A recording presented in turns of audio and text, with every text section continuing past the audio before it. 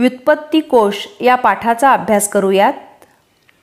विविध शब्दांचे संदर्भ विश्वकोशातून मिळतात हे आपण शिकलो, परंतु हा प्रत्येक शब्द कसा तयार होत असावा हे समजण्यासाठी त्या शब्दांची व्युत्पत्ती जाणून घेणे आवश्यक आहे. भाषा अधिकाधिक समृद्ध होण्यासाठी शब्दांची उत्पत्ती शोधली पाहिजे. ही प्रक्रिया अतिशय आनंददायक आहे.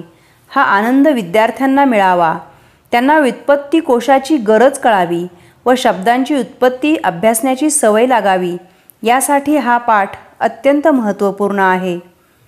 शब्द हा एकच असतो व तो वेगवेगळ्या परिस्थितीनुसार वेगवेगळी रूपे धारण करतो आणि या प्रत्येक रूपाला एक किंवा अनेक अर्थ प्राप्त होतात. अशा प्रकारे भाषेच्या प्रवाहातील विविध शब्दांचे उच्चार व अर्थ यांच्या मागची रहस्ये व्युत्पत्ती कोशाच्या अभ्यासातून उलगडतात. या पाठात व्युत्पत्ती कोशाची माहिती दिली आहे. व्युत्पत्ती कोश, त्याची निर्मिती, त्याची गरज, तो कसा तयार झाला, कसा पहावा, त्याचं कार्य काय, या सर्व बाबींची माहिती या पाठात दिली आहे. ही सर्व माहिती आपण समजून घेऊयात. या पाठामध्ये संवाद दिला आहे. सुरुवातीला आपण तो संवादात्मक शैलीमध्येच ऐकूयात. आई, हे काय आहे ग कोपऱ्यात? अगं, ती सतार आहे. ती आजोबांना इनाम म्हणून मिळाली महाराजांकडून. गावाकडे होती, ती आज आणली आहे. इनाम? इनाम म्हणजे काय ग आई? अगं, इनाम म्हणजे बक्षीस. अगं, माझ्या वर्गातील तनया आहे ना, तिचे आडनाव आहे इनामदार. हो, मला माहीत आहे ती. इनाम म्हणजे बक्षीस, मग इनामदार म्हणजे? आई, कसा झाला असेल ग हा शब्द तयार? थांब, आजोबांच्या खोलीत मराठी व्युत्पत्ती कोश आहे. आपण पाहूया त्यात इनाम शब्द कसा तयार झाला असेल. त्याची व्युत्पत्ती आपल्याला त्यात सापडेल. इनाम म्हणजे कायमची देणगी, मोफत वतन, बक्षीस, प्राईज, गिफ्ट, इनाम, ग्रँट. इन अधिक आम बरोबर वरिष्ठांकडून देणगी. बघितलंस का राधा? हे इथे लिहिलं आहे ना, म्हणजे हा अरबी भाषेतील शब्द आहे. आता आपण दार हा प्रत्यय शोधू. बघ दार प्रत्यय, स्वामित्वदर्शक फारसी प्रत्यय. Termination showing possession. बघ, दार हा फारसी प्रत्यय आहे. स्वामित्वदर्शक म्हणजे एखादी गोष्ट एखाद्याजवळ आहे असे दर्शवणारा प्रत्यय. इथे इनामदार म्हणजे ज्याच्याजवळ इनाम आहे तो असा अर्थ होतो आणि दार म्हणजे एखादी गोष्ट धारण करणारा असा पण अर्थ घेता येईल. जबाबदार हा शब्द तुला माहीत आहे. जो जबाबदारी धारण करतो किंवा घेतो, ज्याच्याकडे जबाबदारी असते तो जबाबदार. तसंच इनामदार म्हणजे ज्याच्याजवळ इनाम आहे किंवा ज्याने इनाम धारण केलेले आहे, म्हणजेच ज्याला इनाम मिळालेले आहे असा माणूस. आई, ही माहिती किती छान आहे. आता मी नेहमी असे शब्द शोधत जाईन. व्युत्पत्ती कोशाचे स्वरूप कळावे म्हणून कोशात शब्दांची नोंद कशी केली जाते हे येथे दाखवले आहे. येथे नमुन्यादाखल दार या शब्दाची व्युत्पत्ती कोशातील नोंद दाखवली आहे. या नोंदीच्या आधारे दार या शब्दाच्या अर्थाचा बोध कसा होतो हे स्पष्ट केले आहे. व्युत्पत्ती म्हणजे शब्दाच्या अर्थाचे किंवा शब्दाच्या मुळाचे ज्ञान, शब्दाच्या उगमाचे ज्ञान, शब्दाच्या अर्थाची माहिती.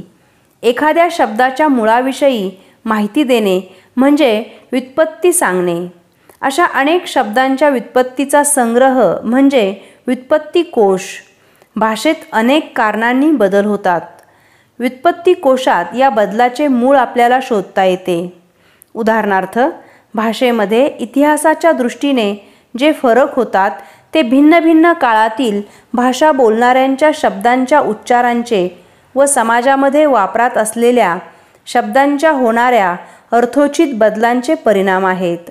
अर्थोचित म्हणजे अर्थाला अनुरूप असा, योग्य असा. व्युत्पत्ती कोश या बदलाचे स्वरूप स्पष्ट करतो. उदाहरणार्थ मराठीतील आग हा शब्द संस्कृतमधील अग्नीपासून आला. हे आपल्याला व्युत्पत्ती कोशामुळे कळते. भाषेत बदल होण्यामागे बऱ्याचदा सुलभीकरणाची म्हणजे सोपे करण्याची प्रवृत्ती दिसते. सुलभीकरण म्हणजे सोपे करून सांगणे. उदाहरणार्थ अग्नीपासून आग हा शब्द तयार होण्यापूर्वी प्राकृतमध्ये अग्गी हा शब्द तयार झाला. हा उच्चार सोपा होत होत मराठी, हिंदी यांसारख्या आधुनिक भाषात त्यापासून आग हा शब्द तयार झाला. कुठल्याही दोन भाषा बोलणारे भाषक म्हणजे भाषा बोलणारे जेव्हा एकमेकांच्या संपर्कात येतात तेव्हा त्यांच्या भाषातील शब्दांची देवाणघेवाण होते. कधीकधी व्याकरणाची देवाणघेवाण होते. या सर्वांची नोंद व्युत्पत्ती कोशामध्ये पाहायला मिळते. शब्दसिद्धीमागे आपण हे पाहतोच. शब्दसिद्धी म्हणजे शब्द कसा तयार होतो हे पाहणे, शब्दाची निर्मिती पाहणे. इथे आपल्याला एक तक्ता दिलेला आहे. भाषा, मूळ शब्द आणि मराठी शब्द. संस्कृत भाषेतला मूळ शब्द तुंड असा आहे आणि तो मराठीमध्ये तोंड असा वापरतात. कन्नडमध्ये तुप्प असं म्हणतात तर मराठीमध्ये तूप असं म्हणतात. अरबीमध्ये इत्र म्हणतात तर तोच शब्द मराठीमध्ये अत्तर म्हणून वापरला जातो. मुलांनो, विविध भाषक लोक एकत्र आले की त्यांच्या भाषांचा एकमेकींवर परिणाम होतो. त्या दोन भाषांमधले शब्द एकमेकीत शिरतात, काही शब्द बदलतात. असे अनेक शब्द शेजारच्या भाषांमधून मराठीत येऊन स्थिरावलेले दिसतात. काळाप्रमाणे शब्दांच्या स्वरूपात, त्यांच्या अर्थात, त्यांच्या परस्पर संबंधात बदल होतात आणि हे बदल अपरिहार्य असतात. निरीक्षण करा. तुमचे आजी आजोबा बोलत असलेली भाषा, तुमचे आईबाबा बोलत असलेली भाषा, तुम्ही आणि तुमच्या भावंडांची भाषा, तुम्ही आणि तुमच्या मित्रांमधील भाषा, उदाहरणार्थ व्हॉट्सॲपची भाषा, या सगळ्यात खूप फरक आहे. हे तुमच्या लक्षात आलंच असेल. कधीकधी पूर्वी अस्तित्वात असलेल्या एखाद्या शब्दाचा अर्थ हळूहळू बदलत जातो किंवा मूळ अर्थाबरोबरच आणखी एखादा अर्थ भाषेमध्ये स्थिरावत जातो. उदाहरणार्थ शहाणा या शब्दाचा अर्थ पूर्वी हुशार, बुद्धिमान, चलाख असा होता. हा शब्द सज्ञान या शब्दावरून आला असावा असे उत्पत्ती कोशावरून दिसते. आता मूळ अर्थाव्यतिरिक्त शहाणाचा अतिशहाणा असा अर्थसुद्धा रूढ होत आहे. काही काळाने याची नोंद व्युत्पत्ती कोशात दिसण्याची शक्यता आहे. एकाच अर्थाचे शब्द निरनिराळ्या संदर्भात निरनिराळी रूपे धारण करतात. मुलांनो, काळानुसारही भाषात बदल होतात. नवनवीन तंत्रज्ञान आणि तरुण पिढीची जीवनशैली यांचा भाषेवर प्रभाव पडतो. म्हणूनच आजी आजोबांची भाषा आणि तरुण नातवंडांची भाषा यात फरक असतो. कधीकधी काही शब्दांचा मूळ अर्थ काहीसा बाजूला पडतो आणि दुसराच सूचक अर्थ त्या शब्दाला चिकटतो. कोणत्या शब्दात असा बदल घडलेला आहे याचा उलगडा व्युत्पत्ती कोशामुळे होतो. इथे आपल्याला पुन्हा एक तक्ता दिलेला आहे. शब्द अनेक, अर्थ एक आणि वेगवेगळ्या संदर्भात त्याचा वापर कसा होतो हे दाखवलेलं आहे. उदाहरणार्थ पहा. वात, पवन, मरुत, समीर, अनिल हे अनेक शब्द एकाच अर्थाचे आहेत. याचा अर्थ होतो वारा आणि याचा वेगवेगळ्या संदर्भात कसा वापर होतो ते पाहूयात. पवन चक्की. आता इथे जर आपण वात चक्की असं म्हटलं तर ते चूक होईल. अनिल चक्की असं म्हटलं तर ते चूक होईल. पवन चक्की मात्र बरोबर असेल. वात चक्र हा शब्द आणि इथे समीर चक्र असं म्हटलं तर ते चूक होईल. वात चक्र हा शब्द बरोबर असेल. आता पहा, तसेच समान दिसणाऱ्या शब्दाचे अर्थ वेगवेगळे असतात. शब्द एक, वेगवेगळे अर्थ. उदाहरणार्थ पाठ हा शब्द घेतला तर पहा, माझी पाठ दुखते आहे. पाठ म्हणजे शरीराचा अवयव. आणि दुसरा, हा पाठ अवघड आहे. पाठ म्हणजे पुस्तकातील धडा. आपण आता व्युत्पत्ती कोश कसा पाहावा याविषयी माहिती घेऊयात. आपल्याला एखाद्या शब्दाबद्दल कुतूहल निर्माण झाले तर आपण व्युत्पत्ती कोश पाहतो. उदाहरणार्थ, दिवाळी हा शब्द कुठून आला असेल? पाहुयात व्युत्पत्ती कोशामध्ये त्याची दिलेली माहिती. या शब्दाचा उगम. दिवाळी स्त्रीलिंगी शब्द आहे. त्याचा अर्थ होतो दिव्यांची रांग, एक सण दिव्यांसंबंधी. A row of lights, hence a Hindu festival with nocturnal illuminations. Deepavali, दीपाली प्राकृतमधून दिवाली. पहिले दोन शब्द संस्कृतमधून आलेले आहेत आणि पुढचा शब्द प्राकृतमधून दिवाली, दिवावली, बंगालीमधून दिवयाली, ओरिसामधून दियाली, हिंदी पंजाबी दिवाली, सिंधी डियारी आणि गुजराती दिवाळी. या पद्धतीने वेगवेगळ्या भाषिक शब्दांचाही आपल्याला परिचय होतो. दिवाळी हा शब्द आपण पाहिला. मूळ संस्कृत शब्द दीपावलीपासून तो आला आहे. संस्कृत शब्द दीपावलीचा ली ऱ्हस्व असला तरी मराठीत तो दीर्घ लिहितात. या शब्दातील दी व ली हे दोन्ही दीर्घ आहेत, पण दिवाळी हा शब्द मराठी आहे, त्यात दी हा ऱ्हस्व येतो, हे लक्षात घेणं आवश्यक आहे. विश्वकोशातील या शब्दाची नोंद पाहिल्यावर कंसातील मजकूर पाहताना हे नक्की काय आहे असे तुम्हाला वाटले असेल, पण ही शब्दांची लघुरूपे आहेत.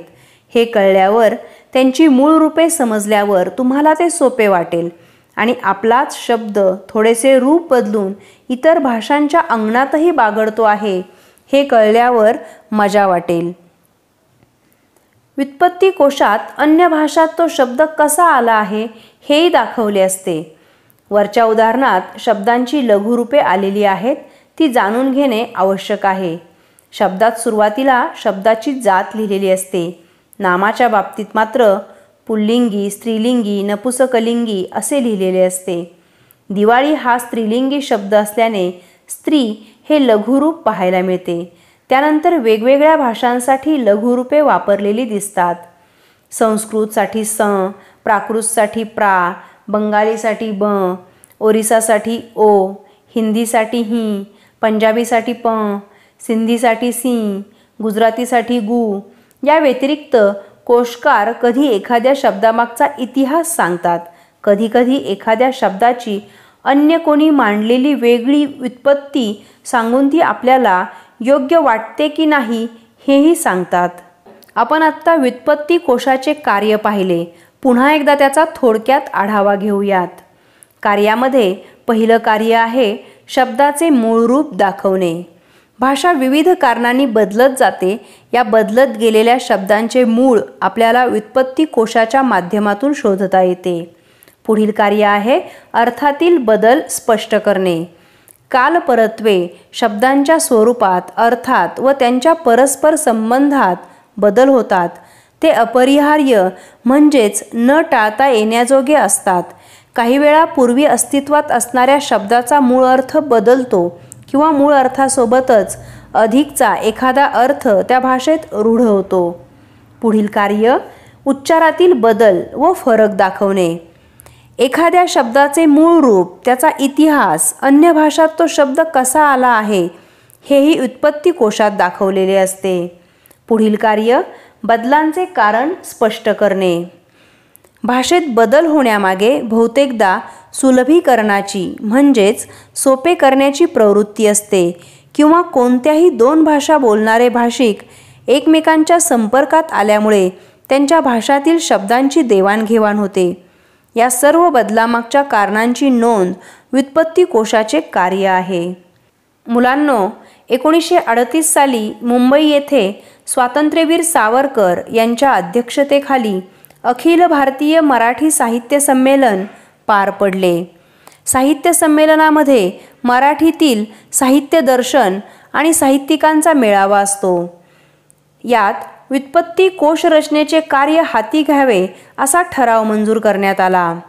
कृ.पा. कुलकर्णी म्हणजेच कृष्णाजी पांडुरंग कुलकर्णी यांच्यावर या कार्याची जबाबदारी सोपवली गेली. व्युत्पत्ती कोश निर्मितीसाठी बॅरिस्टर मुकुंदराव जयकर यांनी अर्थसहाय्य केले. श्री दाजीसाहेब तुळजापूरकर यांनी कोशास पुरस्कृत केले. 1946 साली या कोशाचे पहिले प्रकाशन झाले.